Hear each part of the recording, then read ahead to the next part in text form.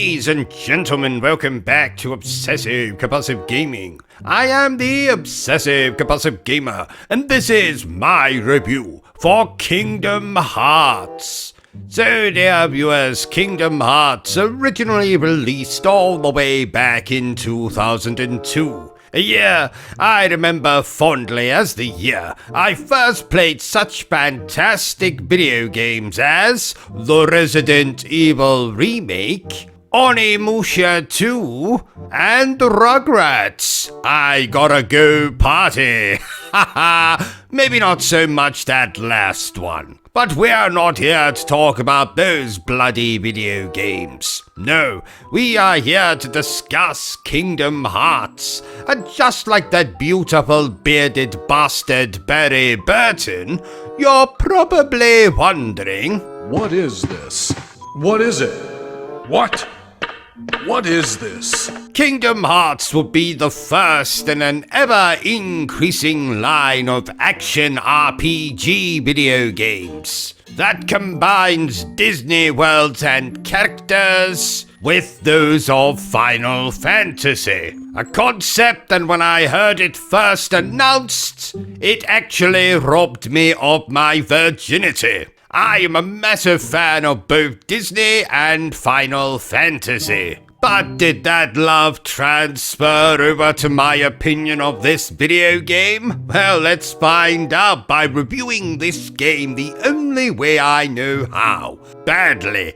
And let's start with what I love about Kingdom Hearts. Like I already said, taking Disney characters, taking famous locales from movies like Beauty and the Beast, Aladdin, Sleeping Beauty, Tarzan, Hercules, and throwing in a couple of random cameos from Final Fantasy characters. What's not to love about that? What a unique concept, and I'm here for it. As I was back in 2002, when I had already discovered my first grey pubic hair. The music for these games is also absolutely stupendous, particularly this game's main theme, which I won't ruin the review by singing for you here, but those of you who played the video game will know exactly what I'm talking about. And thankfully, the great music in this game would go on to feature in nearly every single Kingdom Hearts game going forward. This game does a nice job of mixing certain elements I love from Disney games of the 1990s, most notably the colorful locations, the platforming, my love for characters like Donald Duck and Goofy and Mickey Mouse. And thankfully the Kingdom Hearts series does a fantastic job of making Donald, Goofy, and even Mickey main characters alongside our original protagonists Sora, Riku, Kairi, that other chap with the blonde hair who isn't in this game, so there's absolutely no point in mentioning him.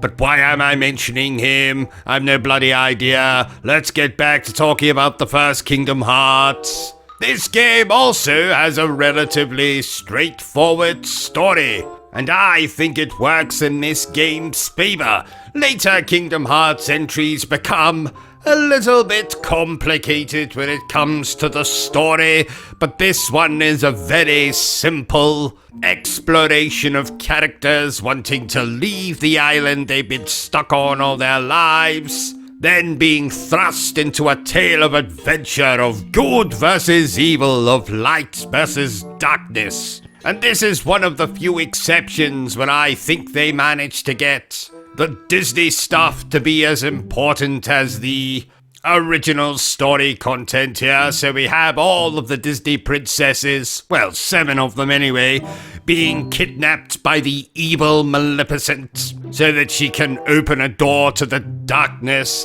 We also have our protagonist, Sora's best friend, being corrupted by said darkness and Firstly becoming possessed by and then finally unleashing this game's big bad, Ansem, voiced wonderfully by Billy Zane. And on that note, I can tell you that all of the voice acting in this game, be it the actors portraying the Disney characters or Haley Joel Osment as Sora, all of them fantastic. We even get a nice appearance from David Boreanaz, who voices Squall from Final Fantasy VIII, though they call him Leon in this game.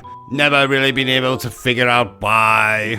But that's neither here nor there. And the final thing I'll say in the positive section is that the gameplay in this game, while not quite as refined as it will become in later entries, is still lots of fun. Be it the hack and slash combat, using magic, the platforming, for the most part, the boss fights, some of which are against our favorite Disney villains like Jafar and Ursula, and even bloody Chenenborg from that movie Fantasia. For an early PlayStation 2 game, for being the first Kingdom Hearts game, the gameplay, lots of fun.